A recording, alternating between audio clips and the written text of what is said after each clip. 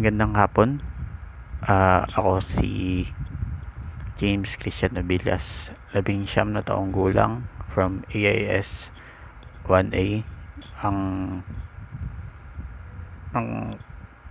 subject na ito ay Filipino Phillies, Filipino sa disiplina. Maano nyo na ay Taglish ako magsalita dahil hindi ako sanay na pure Tagalog, no?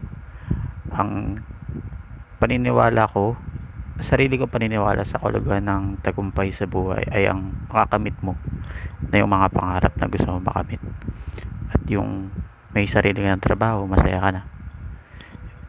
Kasi pag di mo pa nakuha yung mga gusto mo, tapos hindi ka pa maasenso sa buhay, ay wala ka pa, hindi ka pa matagumpay sa buhay.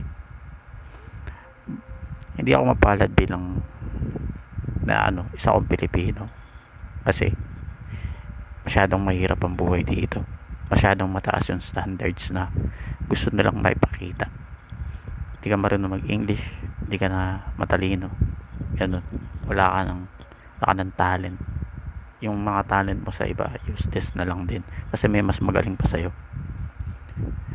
Bilang Pilipino, siguro para magkaroon ng pag-unlad sa Pilipinas ay pagtatrabaho na lang. Kasi pag nagtatrabaho ka, may taxes. Yung taxes na pupunta rin sa gobyerno.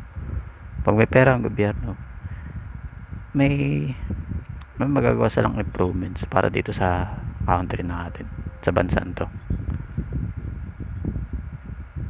Hindi ako sang-ayon na ang wikang Pilipino ay makapag-aangat sa antas sa edukasyon sa Pilipinas.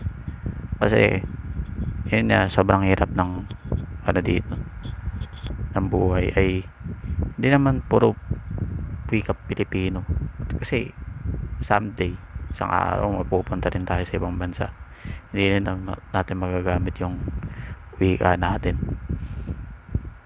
So siguro sa ibang way mapapaangat niya yung edukasyon, pero hindi naman sa lahat. Yan lang.